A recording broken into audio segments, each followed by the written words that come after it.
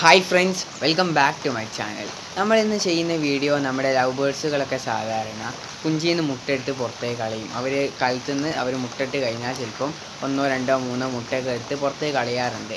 അപ്പം അത് എന്തുകൊണ്ടാണ് അങ്ങനെ അവർ മുട്ട പുറത്തേക്ക് കളയുന്നതെന്നും അതുപോലെ തന്നെ എങ്ങനെ നമുക്ക് ആ മുട്ട അവരെ അങ്ങനെ സൂക്ഷിച്ച് വെക്കാം, മുട്ട പുറത്തേക്ക് കളയാതെ സൂക്ഷിച്ച് എങ്ങനെ വെക്കാം എന്നുള്ള കുറച്ച് ക്വസ്റ്റ്യൻസിനൊക്കെ മറുപടി ആയിട്ടാണ് ഇന്ന് വീഡിയോ ചെയ്യുന്നത്.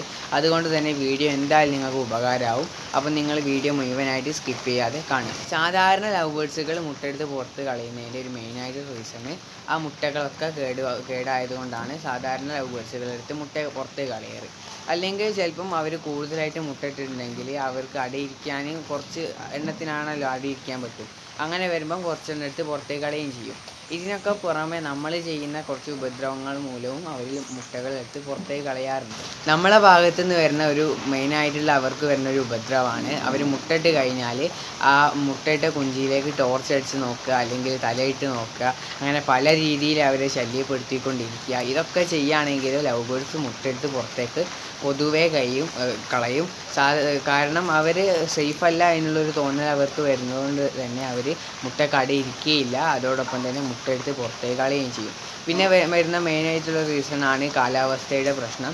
കാലാവസ്ഥയിൽ എന്തെങ്കിലുമൊക്കെ മാറ്റങ്ങൾ ഉണ്ടെങ്കിലും അവർ സാധാരണ മുട്ടയ്ക്ക് അടയിരിക്കാൻ പറ്റാത്ത ആ ഒരു സാഹചര്യമൊക്കെ ആണെങ്കിലും മുട്ടയെടുത്ത് പുറത്തേക്ക് കളയും. പിന്നെ വരുന്ന സംഭവമാണ് സൺലൈറ്റ് ഉള്ളിലേക്ക് അടിക്കുക. നമ്മൾ മുകളിൽ കുഞ്ചിയുടെ മുകളിൽ ഈ ചിരട്ട അതുപോലെ തന്നെ ഉള്ളിലേക്ക് ലൈറ്റൊക്കെ അടിക്കുന്നുണ്ടെങ്കിൽ എന്തായാലും അവർ ആ മുട്ടയ്ക്ക് അടയിരിക്കില്ല. അവർക്ക് മെയിനായിട്ട് വേണ്ടിയ സംഭവമാണ് ഇരുട്ട്. അപ്പോൾ നമ്മൾ മെയിനായിട്ട് ആ കുഞ്ചിയിൽ ഉണ്ടാക്കി കൊടുക്കേണ്ട സാധനമാണ് ഇരുട്ട്. ഒരിക്കലും അതിലേക്ക് സൺലൈറ്റ് എത്താനുള്ള ഒരു സാഹചര്യം നമ്മൾ ഉണ്ടാക്കിക്കൂടാ.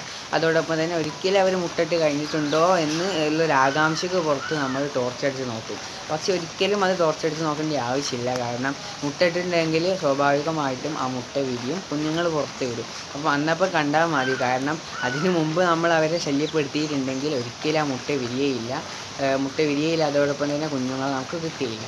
ഇനിയിപ്പോൾ മുട്ട വിരിഞ്ഞ് കുഞ്ഞുങ്ങളുടെ ഒച്ച നമ്മൾ കുഞ്ചിന്ന് കേൾക്കുകയാണെങ്കിൽ പോലും നമ്മൾ ആ കുഞ്ചിയിലേക്ക് ടോർച്ചടിച്ച് നോക്കാൻ പാടില്ല. കാരണം മുട്ട വിരിഞ്ഞ് കുഞ്ഞുങ്ങൾ ഒച്ചുണ്ടാക്കുന്ന സമയത്ത് നമ്മൾ ടോർച്ചടിച്ച് നോക്കുകയാണെങ്കിൽ ആ കുഞ്ഞുങ്ങളെ ലവ് ബേർഡ്സുകൾ കൊത്തി കൊന്ന് കളയാനുള്ള ചാൻസ് ഉള്ളതുകൊണ്ട് ഒരിക്കലും നമ്മൾ അങ്ങനെ ചെയ്യരുത്. അത് ഒരു ക്രൂരതയായിട്ട് മാറും. അതുകൊണ്ട് എന്തായാലും ഒരു 2 ആഴ്ച 3 ആഴ്ചയൊക്കെ അല്ലെങ്കിൽ ഒരു മാസത്തിനൊക്കെ ഉള്ളിൽ ലവ് ബേർഡ്സുകളുടെ കുഞ്ഞുങ്ങൾ ചിറകൊക്കെ വിരിഞ്ഞ് അങ്ങനെ പുറത്തേക്ക് ഇറങ്ങുന്ന സമയത്ത് വളരെ നല്ല മനോഹരമായിട്ട് നമുക്ക് കാണാൻ സാധിക്കും.